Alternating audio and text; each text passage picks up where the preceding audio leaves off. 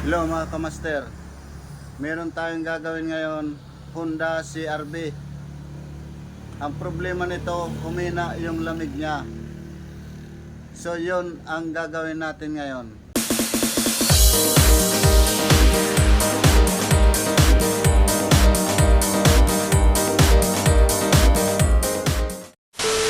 So yun mga kamaster, dahil humina ang lamig nito, yun ang gagawin natin ngayon. So samahan nyo kami sa aming video. Pero bago yan, huwag nyong kalimutan mag-subscribe sa aming channel at pindutin ang aming notification bell para updated ka sa mga susunod naming mga videos. So umpisahan na natin mga kamaster. Inargahan natin ang pressure, pero medyo bumababa yung gauge niya. So yun ang hahanapin natin, bakit bumababa.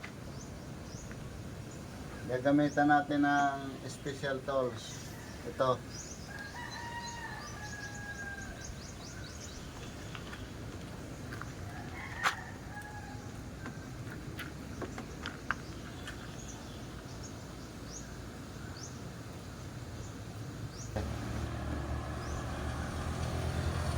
Kailangan natin hanapin yung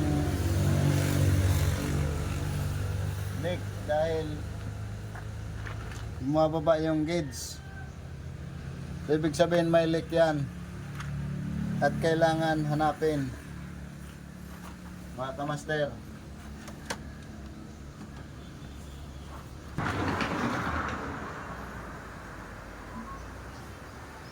Hanapin natin dito sa mga kasukasuhan. So yan, parang umuusok mga kamaster. Ibig sabihin may leak yan dyan. Gamitan natin ang side mirror, salamin mga kamaster.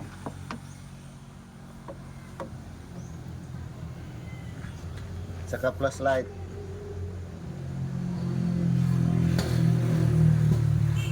Galing yung usok na yan. Yun. Sabunad pa natin.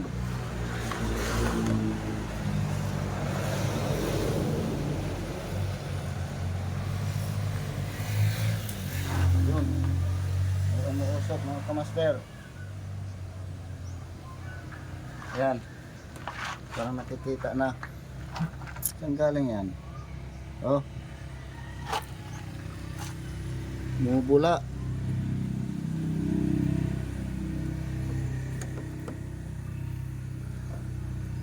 Bumubula mga kamaster. Yan oh. Yan. Yan ang susuriin natin kung saan galing yan.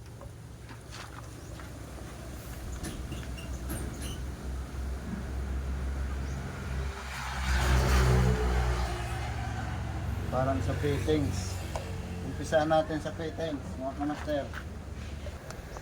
Yan, kamaster.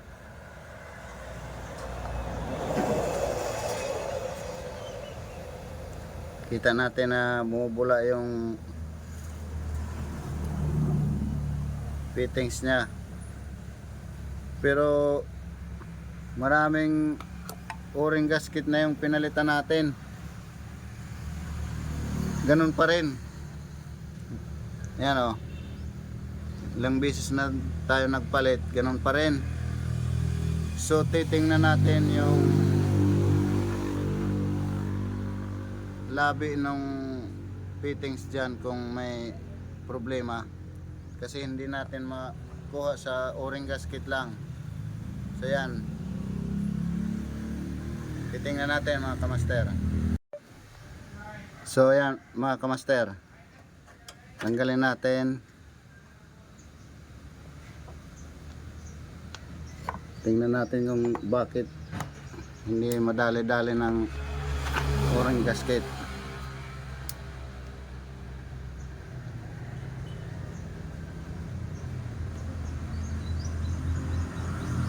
So yan mga kamaster, merong crack. Ayan o, may crack yung linya niya. Ayan o, ituturo ko mga kamaster. Ito yung crack niya. Ayan, mula doon pag ganon, ayan o, ito yung crack hanggang dito. Ayan, kita nyo mga kamaster. Ayan, ito yung crack. Ayan o, pahaba. So hindi natin madadali sa o-ring gasket lang yan mga kamaster. Magpapalit tayo ng buong condenser. So yan ang tatanggalin natin mga kamaster, yung condenser, dahil may crack. So yan mga kamaster, tinatanggal na namin yung condenser ng Honda CR-V kasi dumating na yung pisa natin. Papalitan natin ng bago yan. Ayan, kararating lang mga kamaster. Mahirap lang maghanap nito kasi malayo tayo sa bilihan. Ayan mga kamaster, nagkamukha. So ikakabit na natin yan.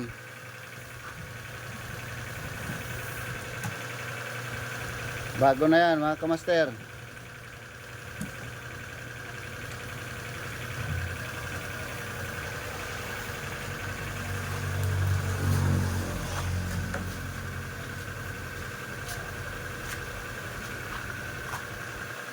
Yan.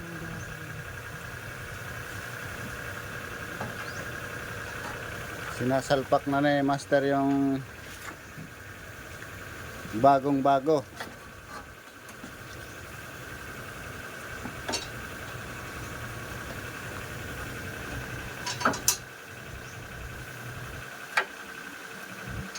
Yan, bagong bago na yan mga kamaster. So yan mga kamaster, naikabit na yung bagong condenser. Siyempre ililigtis natin. Ayan, kinargahan na natin ng pressure yan ha.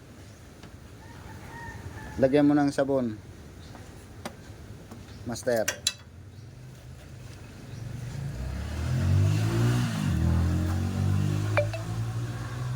So yan, wala nang bula mga kamaster. Malaki na yung pagkakaiba, di katulad ng dati na kahit ilang beses tayo magpalit ng o-ring gasket, may leak pa rin. So yan, dahil naikabit na yan at wala nang leak, mag-umpisa na tayong magkarga. Pero i-assemble muna natin dito. Ayan, wala na mga kamaster, malaki na ang pagkakaiba. So yun, assemble na natin yung bumper. So yan mga kamaster, dahil na-assemble na natin at naikabit na lahat, pinakargahan na natin ang frame yan mga kamaster. So yan, automatic na. Yan, nag-automatic na mga kamaster. Yan.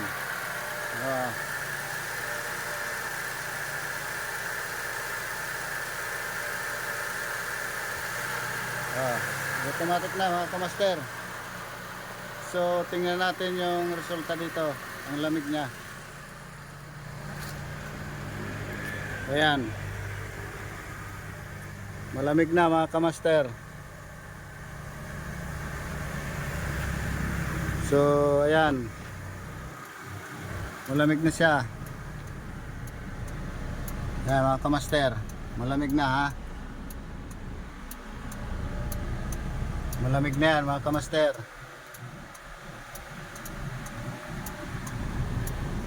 So wag niyong kalimutan mag-subscribe sa aming channel.